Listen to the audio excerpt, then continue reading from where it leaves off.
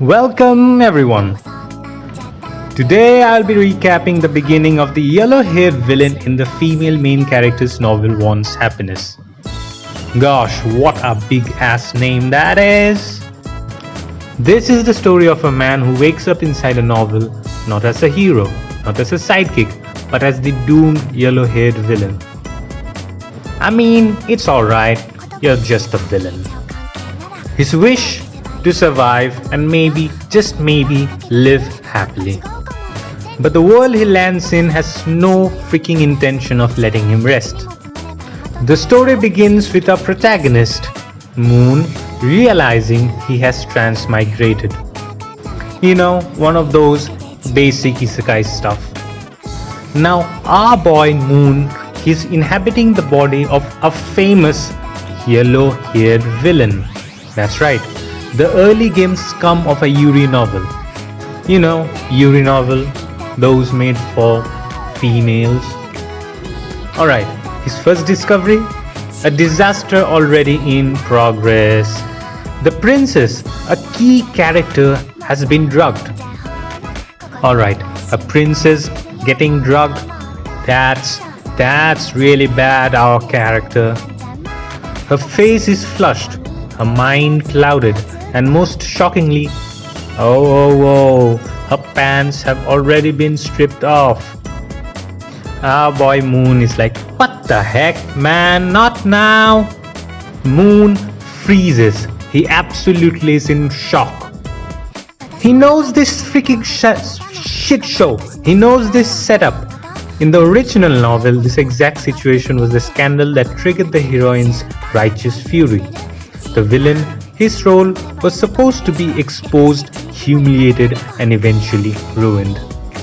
So our boy's life is gonna end as fast as it started. Pretty good. So he waits. Any second now, the main heroine should barge in, sword in hand, to deliver justice. But the door stays shut. Alright, very good. Instead, the first person who enters is the saint.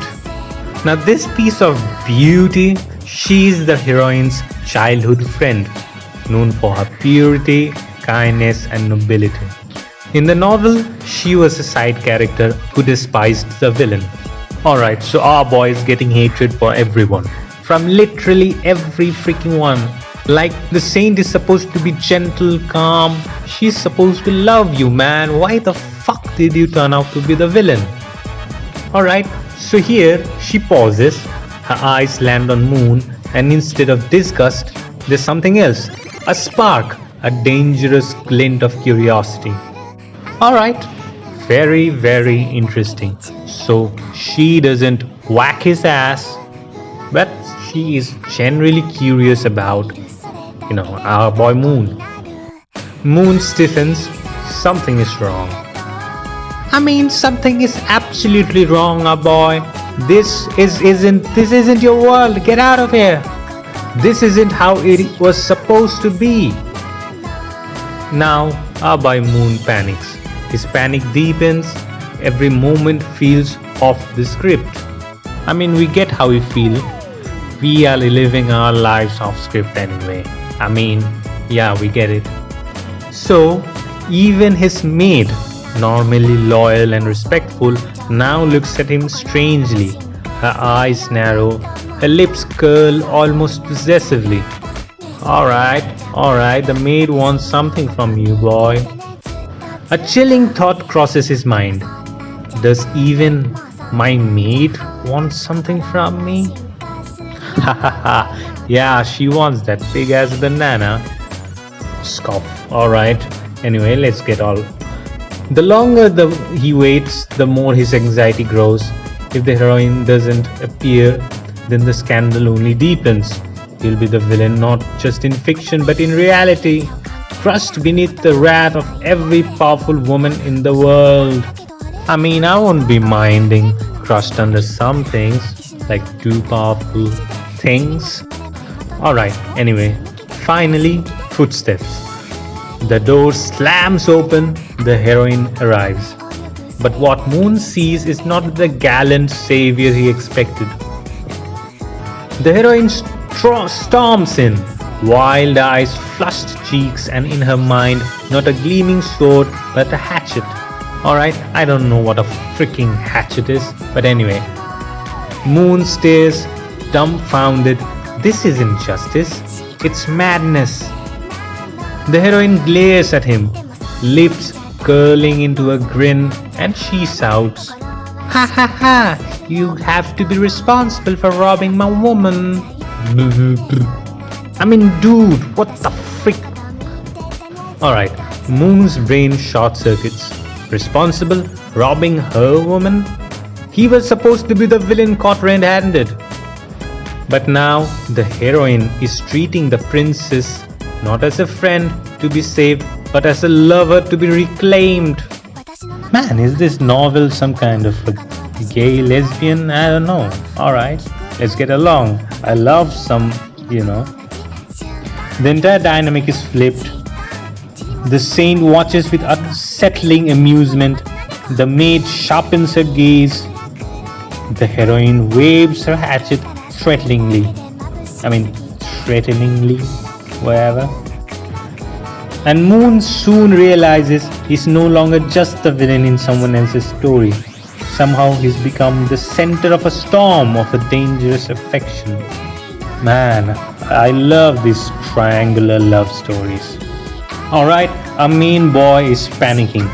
Moon tries desperately to play the role of the innocent bystander.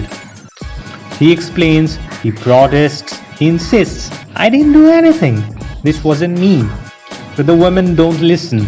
The saint inches closer, her gaze warm but unsettling, as thought she sees something in him no one else does. He's a man. What else do you find? Something between his pants. Alright, the maid hovers behind him, her loyalty tinged with something darker, more possessive. And the heroine, she refuses to lower her hatchet. She accuses him over and over of stealing her princess. She isn't a baby. Like, who the hell is gonna steal her? Meanwhile, the princess herself is in no state to clarify the truth. Still under the effect of the drug, caught in the middle of the mess. She's as high as fuck. Moon's internal monologue spirals. He knows the yellow-haired villain wasn't supposed to survive long. But now even the original script is useless. Everyone is acting out of character. The heroine isn't noble savior. She's practically a yander. The saint isn't distant. She's affectionate. Even his maid seems to ready to entangle him in something dangerous. The basic everyday shitstorm we go through. Our boy Moon, his goal was simple. Avoid death, avoid freaking drama, and find some peace. But somehow, the more he avoids, the deeper he sinks. Alright, by the end of these early chapters, one truth becomes painfully clear. Moon can no longer rely on the original story to guide him. The roles are reversed, the characters have changed, and so-called heroine is not his executioner, but possibly his greatest threat.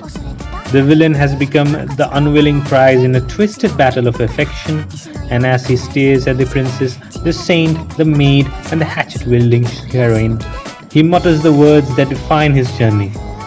"I just want to live happily. Why did it turn out like this?" And that is where we'll pause our recap. So far, the story has set up its absurd, chaotic premise. A transmigrated villain trying to escape his doomed role, only to find himself surrounded by dangerous women who do not follow the script. It's funny, it's tense, and it not only gets stranger from here. That's the first stretch of the yellow-haired villain in a female main character's novel wants happiness. For the next video, give a subscribe button, and just comment down your thoughts. So this is a new YouTube channel. Please tell us what you want and we will try our best to improve. Thank you.